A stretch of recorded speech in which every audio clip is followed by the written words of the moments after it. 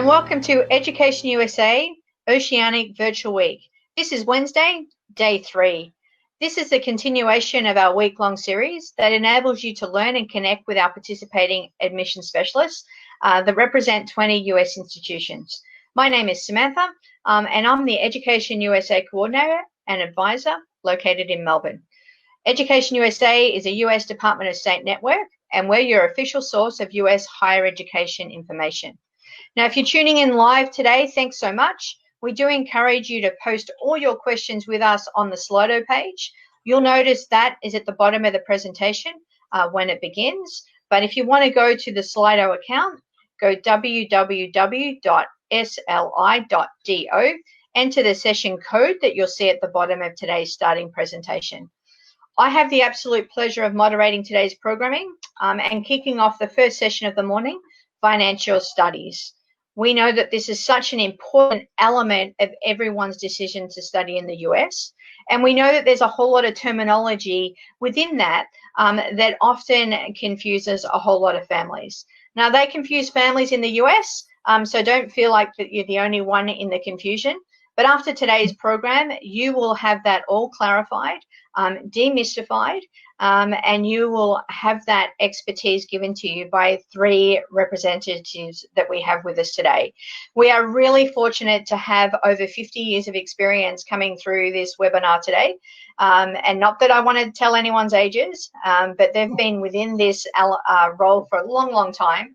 And let me firstly let you know that we have the University of Kentucky that's going to be represented today by Miss Audra Kreider, and she's the Director of Enrollment Management. We're going to have the City of University of New York in Baruch, Angelina Delgado, who comes in the role as the Senior Director of Financial and Administration. And last but not least, welcome Whitworth University and Marie Wallen, who's the Associate Director there from the International Education Center. So they are going to take you through the program. Do enjoy. Make sure you add your questions through Slido, and we will attend to those at the end of the session. So without any further ado, over to them. Thanks so much.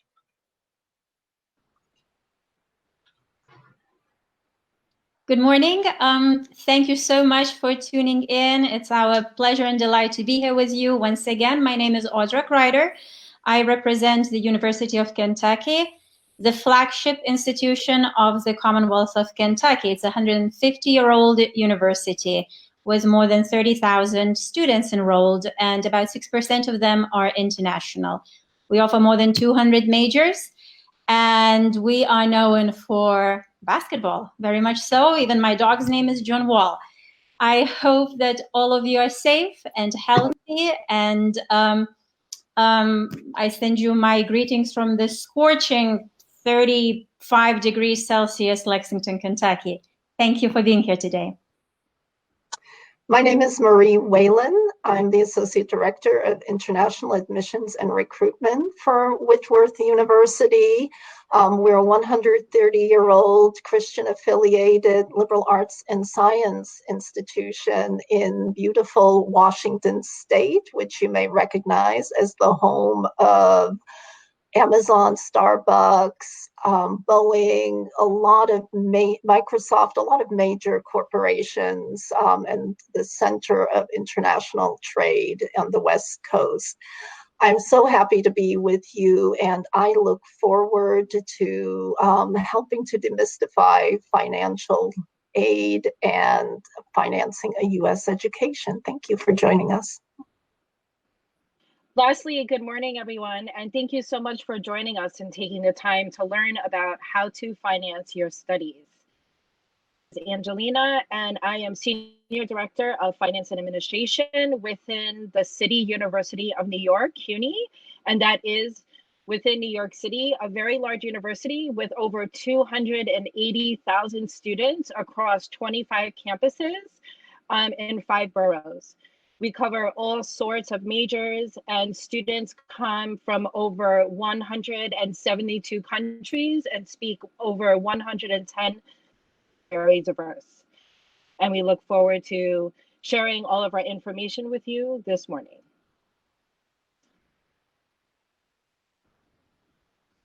We're going to start off this morning talking about financial considerations in selecting a university. Listed here will be infused throughout our presentation, and the primary questions that we do want to address, and for you to think about, and then also your Q&A at the end. The highlights are: what can you afford? Know and be realistic about your academic and financial profiles. Scholarships and aid. There's need-based aid, there's merit, there's talent scholarships. So really think about the types of scholarships and aid that you can apply for. Universities' financial aid policies. As you see here, we're representing universities, schools, programs, colleges. So within the United States, there's different entities within institutions of higher education. So knowing each of your university or colleges or schools' financial aid policies is key in doing your research. What are the university's admissions policies? The same as we think about schools, programs, and universities. Next slide, please.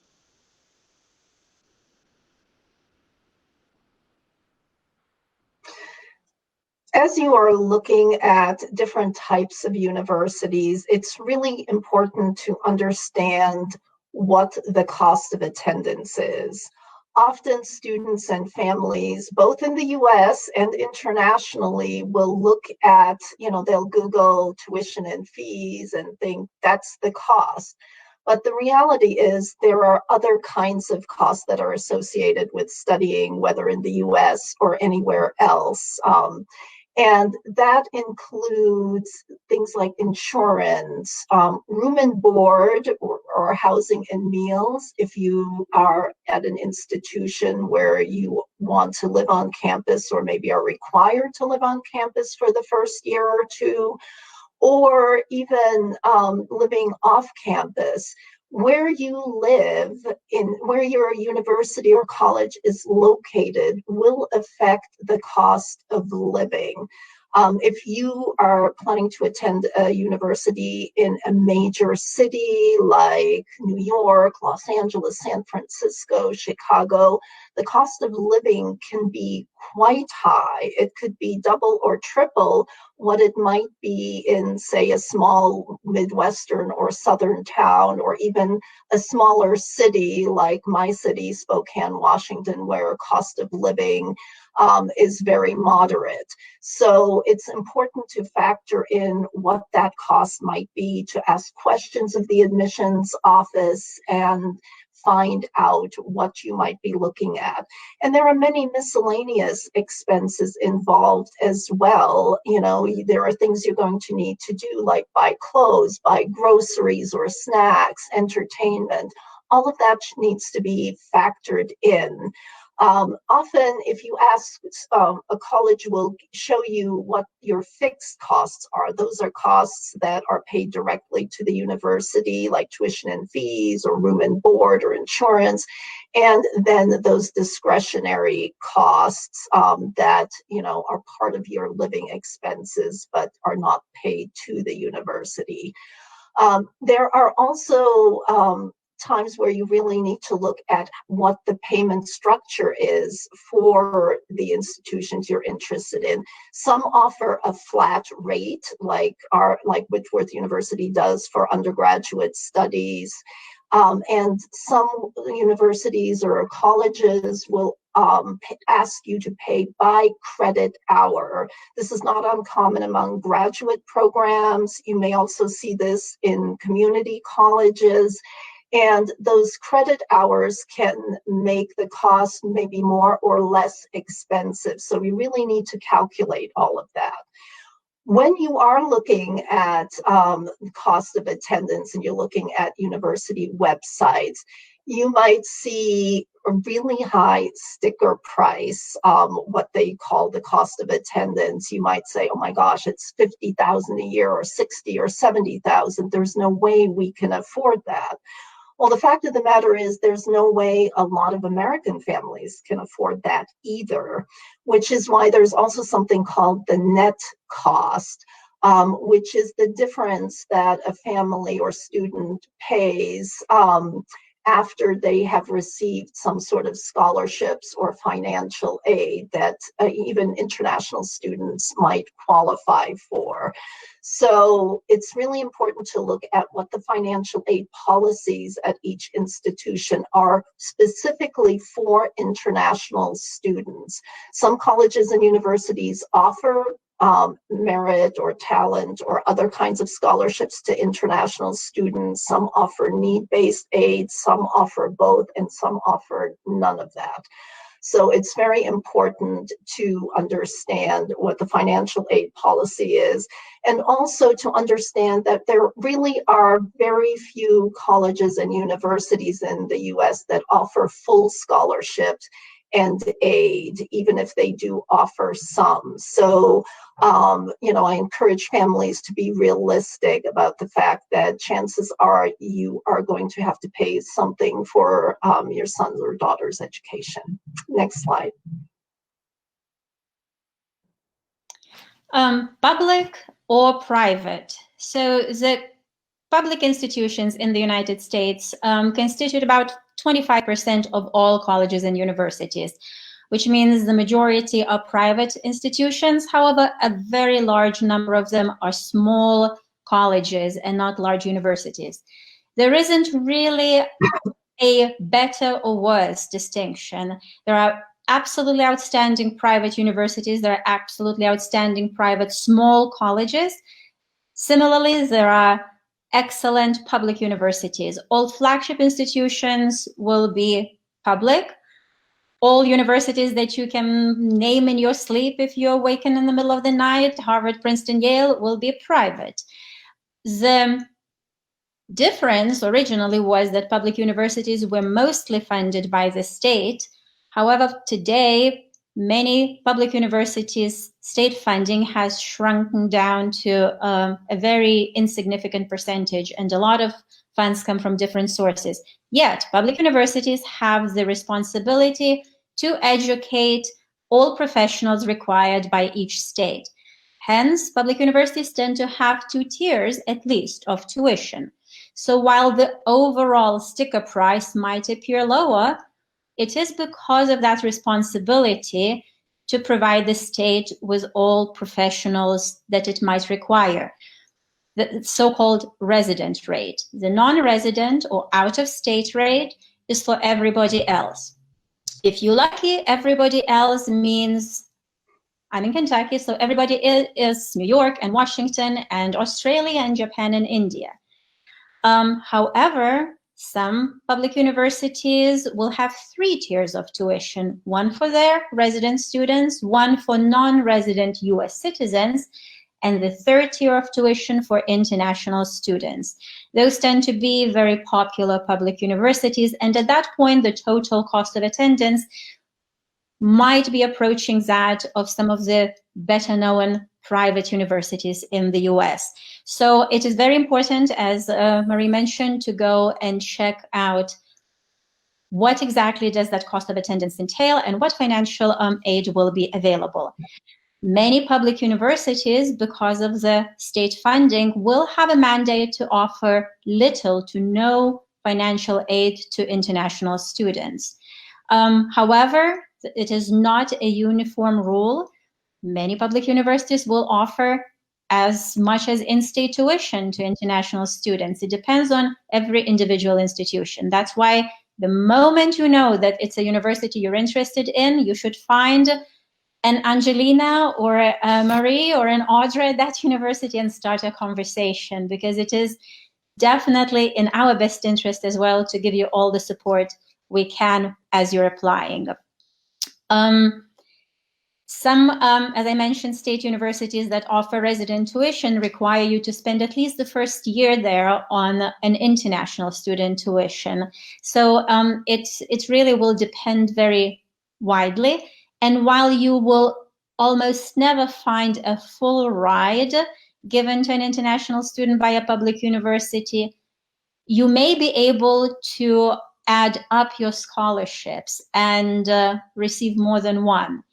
And that way you can still come up to a fairly sizable amount in scholarship awards that you may receive. Last but not least, usually forgotten sort of poor relative of a category called the community college. A community college is a 2-year post-secondary institution of education that offers an associate degree in a very wide range of areas. Most community colleges in the US have some type of transfer agreements with universities, and almost all of your credits can be transferred toward your 4-year degree. Why would you ever consider a community college? Because they cost significantly less than public or private university, and some of them even give scholarships. A community college in California can be as little as $8,000 a year in tuition, which I would be hard-pressed to think of a public university that has that level of tuition for an in-state resident. However, I would like to reiterate that while you are applying, and community college is a fantastic option, students transfer at really high rates to some of the most elite universities in the United States. It's all up to you to build that strong portfolio of your academics while you're studying there, and to prove to a university you want to attend that you're a valued student. However, remember that once you're transferring and you're considered a transfer student, for many universities, you will lose out on the first year, which we call freshman financial aid package. And the freshman scholarships tend to be much more substantial than transfer student scholarships. So let's say if you came in as a freshman and you could stack up to 3 scholarships that added up to, I'm going to use my institution, our tuition is $30,000 a year, you got 3 scholarships that total $25,000. All of a sudden, you're only paying $5,000 plus room and board and health insurance, which probably is less than any community college would be. So all I'm saying is there will be some math involved.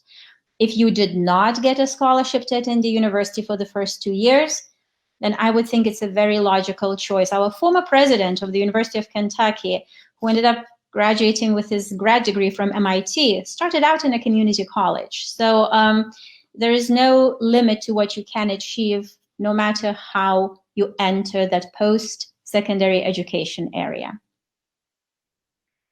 Mary? Hello. Yes, hi. I'm sorry, my screen froze for a moment. I would like to add a little bit about private institutions. You will note, as Audra mentioned, that often the sticker price can be higher than for public institutions, certainly for community colleges. But one of the advantages of private institutions is that they often, not always, but often offer aid to both US students and international students at a higher percentage.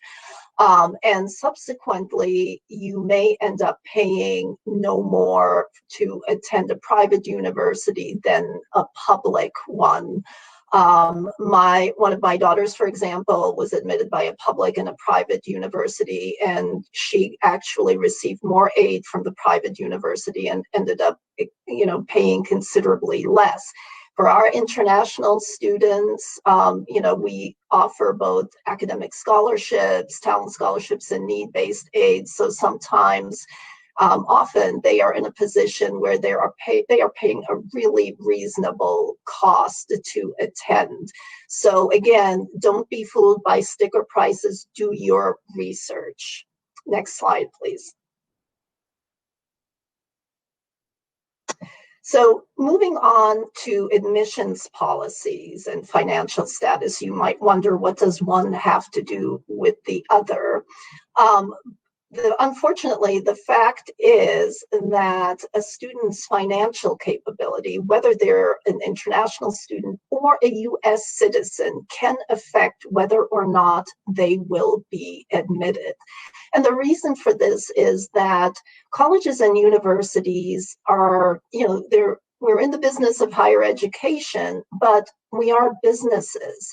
And so colleges have to have money coming in. They can't just give it all away. And so therefore, colleges have to consider how many students they give aid to, and how much, what makes them fiscally responsible while assisting as many students as possible. So some really important terms to know when you're looking at admissions and financial aid policies for the institutions that you're interested in are the terms need blind. This means that you would be admitted regardless of your ability to pay. Need aware means your financial capability will be a factor in whether or not you are admitted. Whether, this especially for private universities is an issue. Private universities do not have that same mandate to educate professionals in their state. They are not bound by any kind of state mandate. But whether an institution on their website states that they're need blind or need aware, what you need to know is that even if they admit you, it doesn't necessarily mean that they will provide you with all of the aid that you need. This is certainly true for needs blind institutions. You may, maybe they'll give you, say, $14,000 a year, but you need, in fact, to have, $22,000 a year. Could we go a slide back, please? Thank you. So you need to see if they say that they will meet 100% of demonstrated need that you have. If a university says that, then they will give you what they determine to be the aid you need in order to attend. Next slide, please.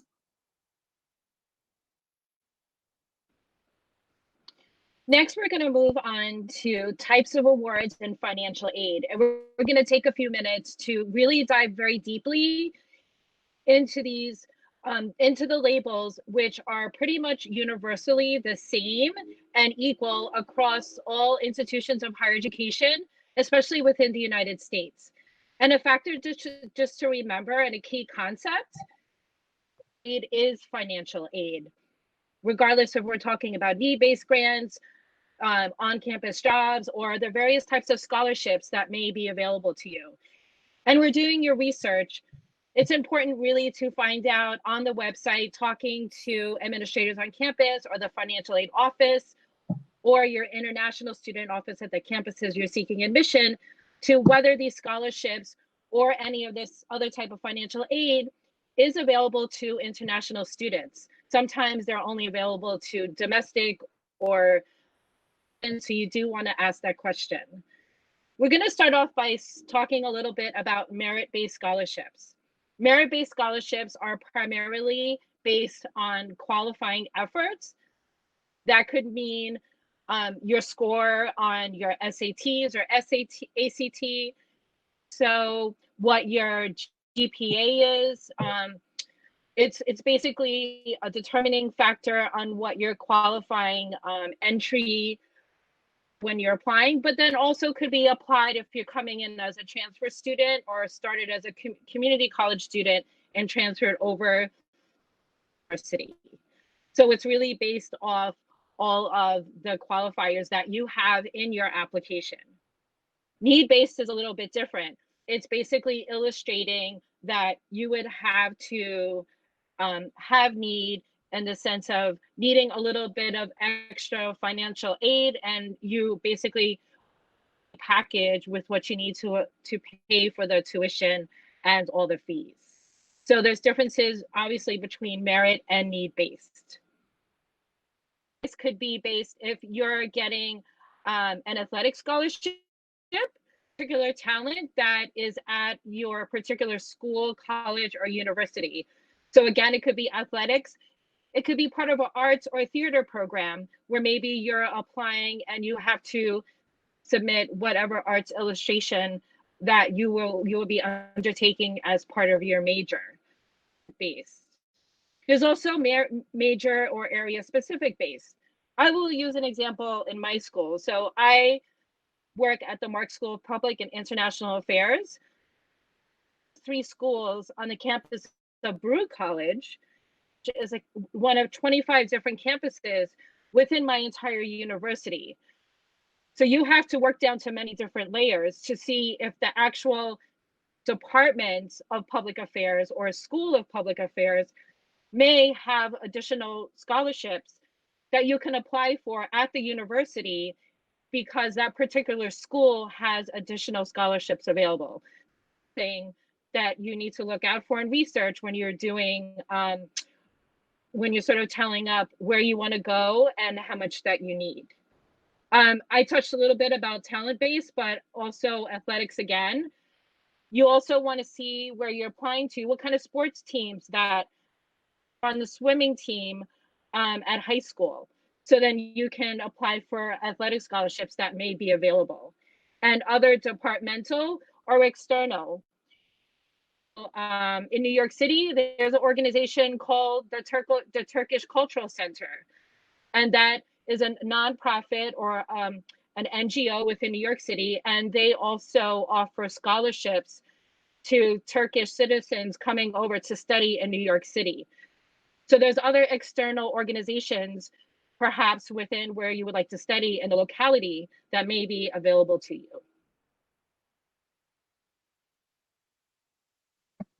So I asked Marie to talk about the NeedBased Grants since she represents a private institution, and those are the ones that tend to award these grants. I will just very quickly add on to what Angelina said.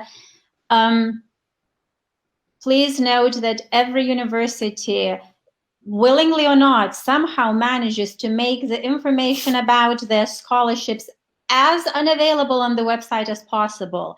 It is convoluted, it is very hard to find. Unfortunately, it is almost never fully centrally located. So while you may find one central website for, let's say, academic scholarships, you will then continue digging in until you stumble upon a scholarship awarded for some specific electrical engineering research, or a scholarship for performance, or a scholarship for a student who comes from Oceania, or any other number of scholarships which you would not even know about unless you read all the emails the university sends to you after you apply, because they do typically send you that information. It's just a sea of information. Or B, as previously mentioned, you reach out to that one person at the university and ask them, say, hey, this is who I am. Here's my academic profile. Here's what I'm interested in. What scholarships do I qualify for? Those are the best emails because they're so concrete and so easy to answer. So please do that. And I will talk about the campus jobs and internships, but first Mary will address the need-based grants. Right.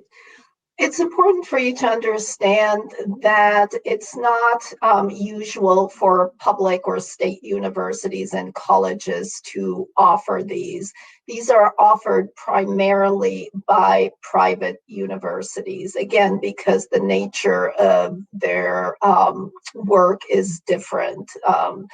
And so for an institution like Whitworth University, for example, we do offer need-based grants, and we award based on a percentage of need. And so students often will have, international students will have a combination of academic and or talent scholarships, depending on their major, and some need-based aid as well. And that need aid can vary greatly from student to student, also from institution to institution.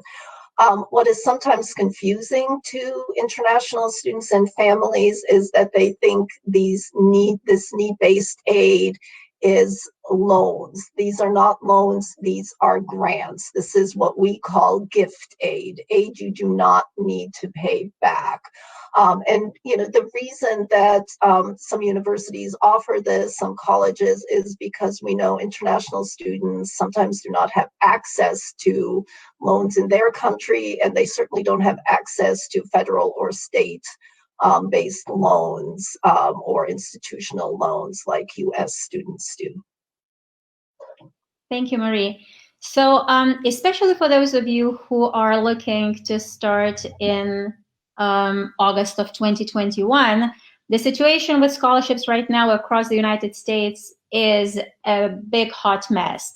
Most universities have gone test optional. However, universities still haven't figured out how they're going to award all the merit-based scholarships without the test scores. So it is going to be quite a trip getting to the next fall, but I'm confident all of us can do it, and just keep in touch with your universities and get to know what you need from them.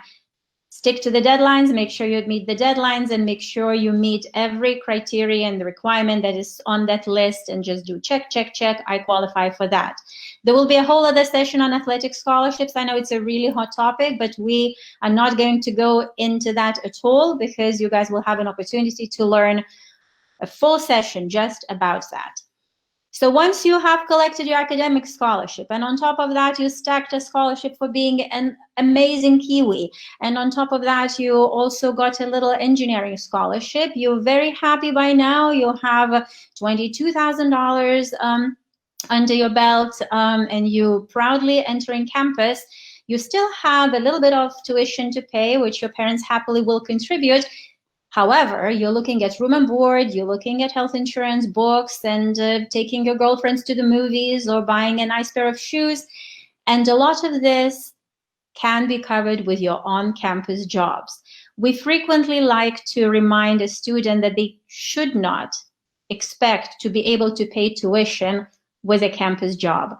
A university like ours has on average 4,000 jobs for students every year. So if you want to work, you can find a job. And some of our international students hold 2 jobs.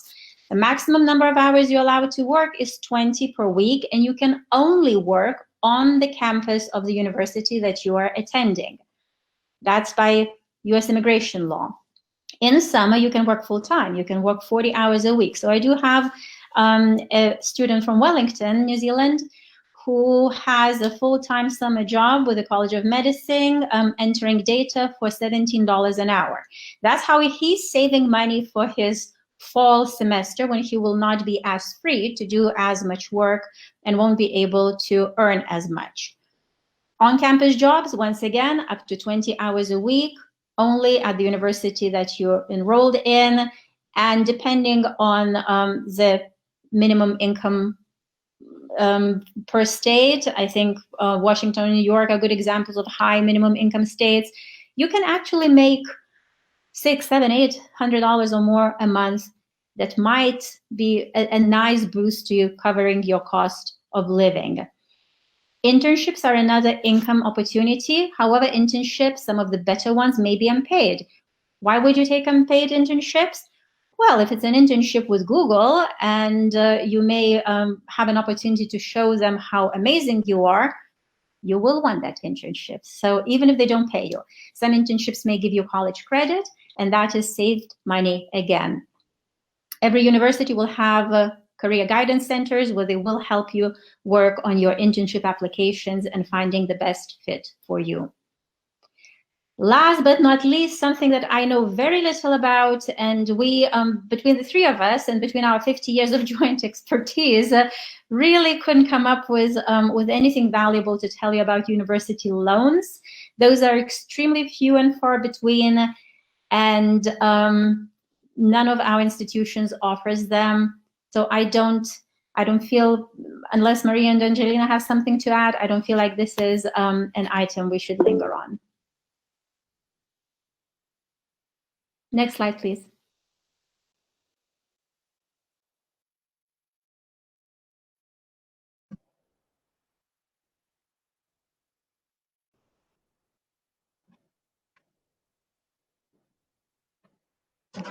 Marie, that's your slide. Oh, okay, thank you. I wanted to speak briefly on institutional financial aid requirements. So every U.S. college has its own financial aid requirements form. You may need to apply for specific types of scholarships or aid, or some may be awarded automatically. Again, there is no consistent system within U.S. higher education, so you really need to do the research, make sure you know what's required and what the deadlines are. This is especially important, you know, if you are reliant on academic scholarships or need-based aid, because if you do not meet the institutional deadline, you could be losing out on a lot of money. I had mentioned that most public universities don't offer need-based aid. For need-based aid, almost across the board, you would need to fill out some kind of application form. The College Board has several types. A common one is the ISFAA, the International Student Financial Aid Application, which many colleges accept. There are also many colleges, especially selective colleges, including Whitworth University, that only accept the College Board's CSS profile. It's a much more extensive, detailed financial aid application that gives colleges and universities a lot more information in determining what your true need is as a student. So it's beneficial to fill out that form. These are not necessarily the easiest forms to fill out, so I would strongly encourage you, if you have any questions about any financial aid form, whether it's an institutional form, some colleges and universities have their own forms, or it's the ISFAA or CSS profile, please do not hesitate to reach out to the admissions or financial aid office. It's important that you fill the information out as accurately as possible because a mistake could cost you a lot of money. Next slide, please.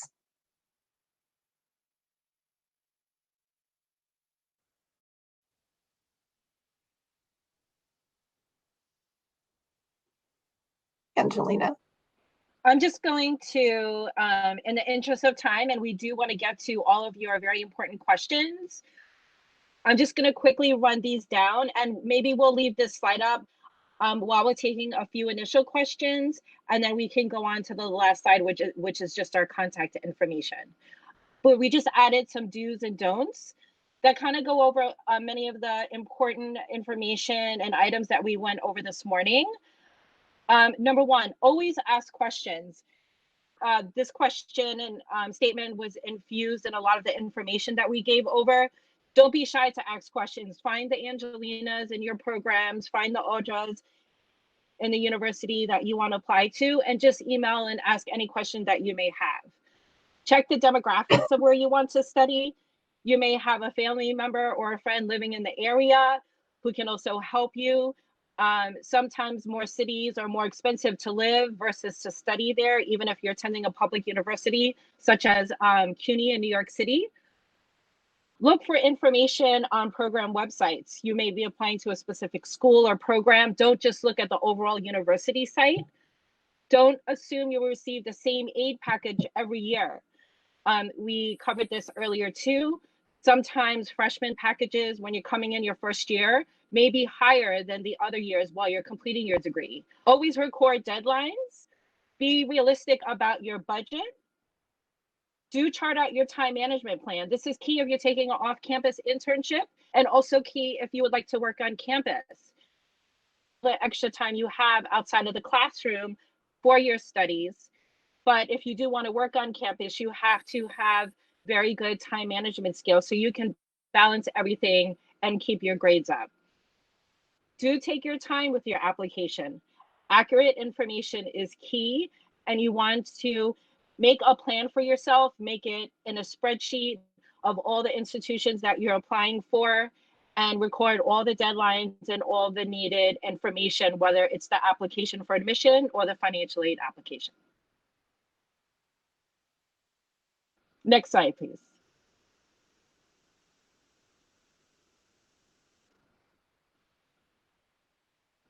Take your questions.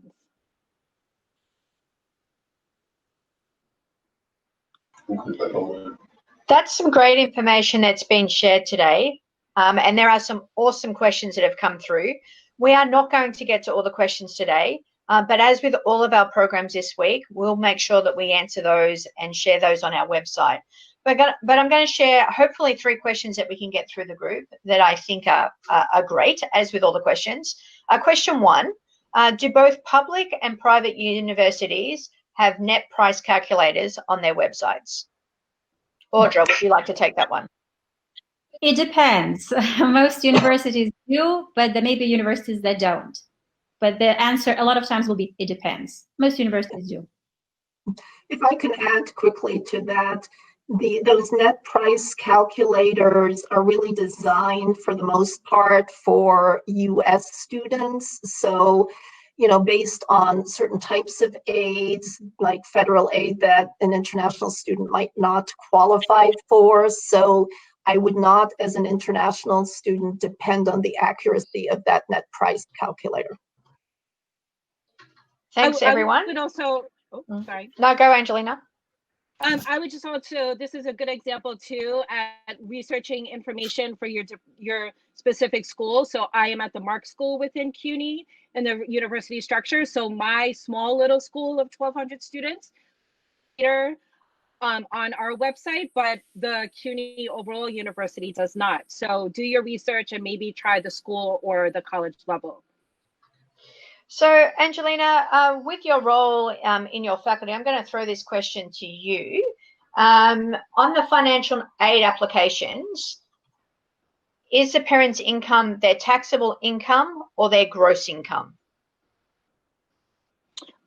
So, you know, the way that we have seen it, it is the taxable income, the total taxable income. Thanks, Angelina. But don't forget, if you're always confused about filling out those forms, reach out to the schools you're applying to. And like Angelina, they'll always be able to confirm that. And Maria, if you can probably take the final question before we get to closure.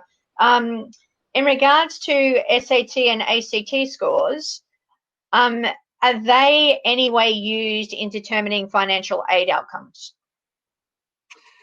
Well, I would say it depends, because a lot of colleges that are offering those, you know, merit-based scholarships and need-based aid, they are looking at students' overall qualifications and desirability. And so it could be the case that a student who has a higher GPA, higher SAT or ACT scores may be a more desirable candidate for a university, and they may be offered more aid.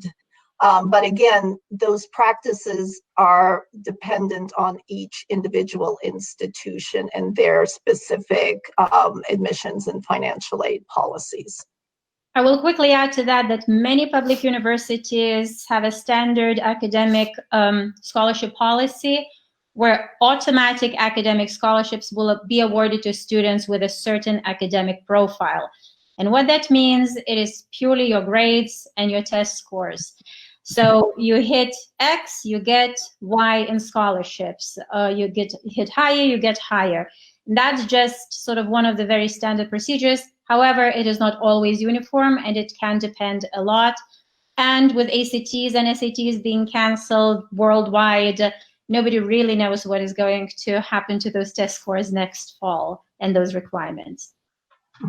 And another suggestion that I have for the cost of living, in my experience, better than a net cost calculator is an international student, possibly from your home country, who serves as an ambassador with whom you can connect, and they will give you a detailed breakdown of all their costs and expenses. That might actually be more accurate than anything you will theoretically calculate. Mm-hmm. Thanks, everyone. That's going to draw to the end of today's financial studies session. I think you'll all agree that there's been some fantastic information that our experts have been able to share. So thanks, Audra, thanks, Marie, and thanks, Angelina. It's been incredibly appreciated. If you have a quick closing comment, now is your time, or otherwise I'll move through some final housekeeping. So that you could pull up our email addresses for everyone to see. We encourage anybody who had any specific questions, to reach out to us. We will be delighted to answer any questions. We're so happy you could join us. I wish everyone to stay healthy, and was a pleasure to be here. Yes, thank you very much. Again, please do email us with questions. We're always happy to answer general questions. You know, counseling and educating is part of what we do in our job. Thank you. Thank you as well for having us, and we wish everyone to stay safe and do be in touch, and remember those deadlines. Thanks, everyone. And everyone that joined today's session, you have permission to politely email them, and obviously realize that everyone is busy and they'll do their best to get back to you. But US colleges work with Education USA all the time, and they're very happy to work in partnership with us and you. Again, thanks so much for joining us. If you want to find out anything about these individual institutions, again, follow our hashtag Education USA Virtual Week. Check out the other remaining sessions of Virtual Week. We are following up this session directly with college sports at NCAA institutions. Again, please look at our Facebook pages from any country that you're in for future sessions. And if you've got any future questions, please get in touch with your local Education USA Centre. And for all those that have joined us, thank you so much. For those still on school holidays, enjoy the rest of your break. And thanks for being with us today.